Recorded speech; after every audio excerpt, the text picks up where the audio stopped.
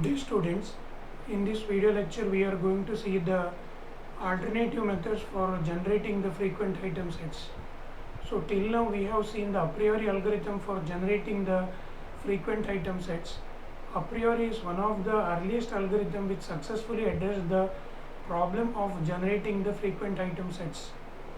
But still it has got some problems in terms of input output overhead or making the additional passes over the transaction set and all.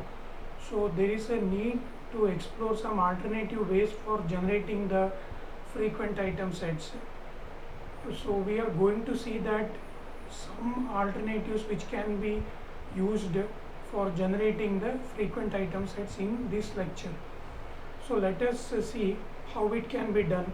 So we are going to see the two parts, that is, one thing is the traversal of the item set lattice, and another one is the representation of the transaction data set, because both of this has a lot of bearing on the performance of the frequent item set generation algorithms. So traversal is a key thing where we are going to focus much of our time, and we will briefly discuss regarding the representation of the transaction data set. So let us start with the traversal of the item set lattice. Already we are aware, or we are used to the item set lattice generation in association analysis. So what we are going to do means the search strategy employed by an algorithm dictates how the lattice structure is traversed during the frequent item set generation process. Ultimately we are going to search for a frequent item sets which supports the set threshold. So when we are traversing item set lattice, if we deploy or if we employ some very good search strategies, definitely it will improve the performance of the algorithm. So some of those search strategies are listed over here. They are general to specific versus specific to general, then equivalence classes, breadth first versus depth first search. So we will start with the general to specific versus specific to general. So in general to specific search strategy, what we are going to do means we are going to begin our strategy with the very general item set, and we go on adding the items and make it more specific, or we go on merging the k minus 1 item sets to obtain the k item sets. Suppose if I am having the 1 items, then I can merge it to obtain the 2 items. Then I can merge the 2 item sets to form the 3 item sets. Like that I can go on merging the k minus 1 item sets to obtain the kth item set or k item sets. So I am going to begin with the very general or empty item set, then go on putting the items or merging the items and generate the next frequent item sets. So this general to specific search is very effective, provided the maximum length of frequent item set is not too long. Why that is given over here? The reason is, if your length is too long, then merging that will take a lot of time, examining and merging. That is why, if the length is optimum, then general to specific search strategy is effective. So let us see the configuration of the frequent item sets that works best with this strategy. Let us see this with an example. So here 6.16a, this is general to specific. You start with a null set, go on expanding that, you go till the frequent item set border and you stop over there, because frequent item set border says that till this point you can go on generating the frequent item sets, or identifying the frequent item sets. Beyond that, your computational complexity may increase. That is what it is going to say. So alternative to that one is specific to general strategy, which looks for more specific frequent item sets first. Then if it thinks that that particular item set is too specific, then it is going to remove some of the items to make it more general, which satisfies the criteria. So what do you do means you begin with the very specific item set, then you go on removing the items and go to the more general item sets. That is the another search strategy which you can employ. In between these two, there is a bidirectional search where you do the search from general to specific.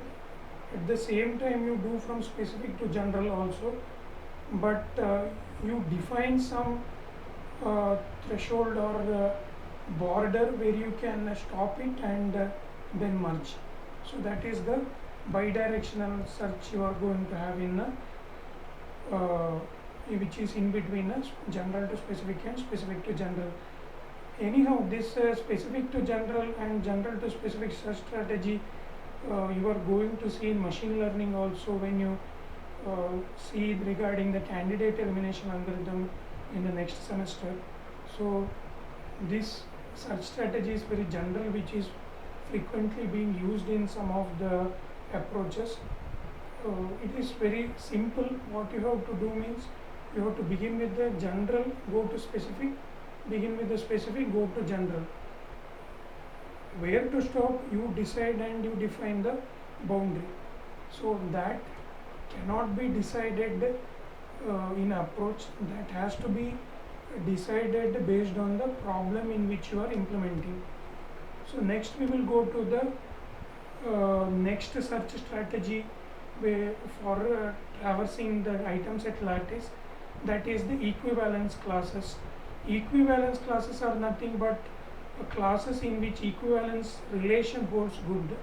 This you might have already studied in lower semesters when you are studying about the discrete mathematical structures. In that relations you might have studied in the concept of relations and lattice, where you define the equivalence relation and equivalence classes. Everybody knows that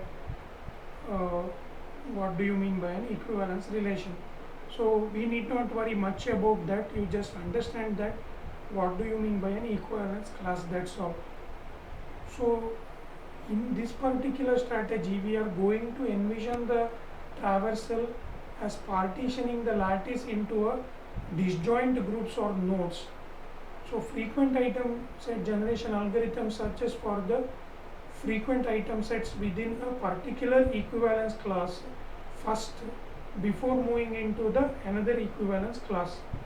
Again here the level wise strategy is used similar to the a priori algorithm, but it is not similar as the case, but this way is similar to that, that's all. So equivalence classes can also be defined according to the prefix or suffix labels of an item set. So let us see that with an example. So here they have given a prefix tree and a suffix tree. In a prefix tree, they are dividing into a disjoint groups based on A, B, C, D, and we will take all the item sets which starts with the prefix A. So A, B, A, C, A, D. Similarly here it is beginning with the prefix A. In the suffix tree, we do the reverse of that. We begin with the suffix, that is the D, C, B. Based on that, the traversal will be done and item set will be generated. That is, in this case, two item sets belong to the same equivalence class if they share a common prefix or a suffix of length k. In the prefix based approach, what we will do, algorithm can search for the frequent item sets starting with the prefix A before looking for those starting with the prefixes B, C and so on. So here we have both prefix tree and suffix tree is being illustrated. This is the equivalence classes approach for frequent item set generation, or traversing the item set lattice for frequent item set generation. Next we will go with the breadth first versus depth first search. This search strategy extensively or exhaustively you have studied in your earlier semesters, same strategy, but it is being used upon the item set lattice for the searching purpose. That's all. So in the breadth first search, what we will do means each level completely all the nodes are searched. Next we will move on to the next level. So in the breadth first search, what we will do means we will begin with this node, go to level 1, search all the nodes over there. Next go to level 2, search the nodes, all the nodes over there. But in the depth first search, it won't happen like that. You start with the initial node, go on moving in that particular path till the dead end is reached. Once the dead end is reached, based on some criteria, you traverse back and go exploring the or go on exploring the another path. That is the depth first search, which you have already seen. So this is the another very good example for depth first approach which is being described. That is, algorithm can start from node A, then count its support to determine where it is frequent. If so, algorithm can progressively go on expanding the next level of nodes, that is A, B, C and so on until an infrequent node is generated.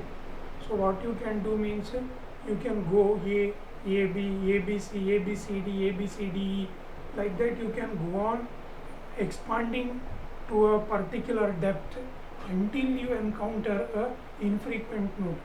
Once you encounter the infrequent node, you traverse back and go on exploring the another promising path. So this you have seen in the algorithms in detail, depth first search, in the artificial intelligence also you have seen. So in many domains you have seen this depth first search. Similar idea is being applied to the item set lattice search. So that is the depth first. Breadth first already I have explained. Next we will move on to the representation of the transaction data set. As we know, there are many ways to represent a transaction data set. In this figure, two layouts are being described, that is the horizontal layout and the vertical layout. Horizontal layout is being seen by us in many examples, that is you have the set of transactions being described where you have the TID and associated with that TID or transaction ID you have a set of items bought by a particular customer. Another way of representing this is vertical data layout where you map the TIDs to a particular items. So each column header describes an item, so A, B, C, D, E. Which transaction ID maps to this particular item is being described. Suppose if you take the item A, in which transaction IDs it is present, that is being written over here. You can see here in first transaction it is there, so 1 is written over here. In the fourth transaction it is there, so it is being written. Fifth, sixth, seventh, eighth, ninth it is there, so correspondingly it is being put over here. So this is the vertical data layout, but vertical data layout is not frequently used. In most of the cases we go with the horizontal data layout, so which is horizontal data layout which is adopted by many association rule mining algorithms including a priori. Another possibility which we have described is the vertical data layout, but the problem with this vertical data layout is initial set of TID lists may be too large to fit into the main memory or the physical memory, thus requiring the more sophisticated techniques to compress the TID list. Why it happens? Because as the number of transaction increases, you can see this number of rows which is being mapped to a particular item increases, so it may not fit into a main memory or physical memory when you are having the millions of transactions. So more sophisticated techniques for compressing the TID list has to be explored. For most of the times we go with the horizontal data layout. So in this lecture now we have seen regarding the traversal of the item set lattice as well as the representation of the transaction data set. So here we come to the end of alternative methods for generating the frequent item sets. Thank you.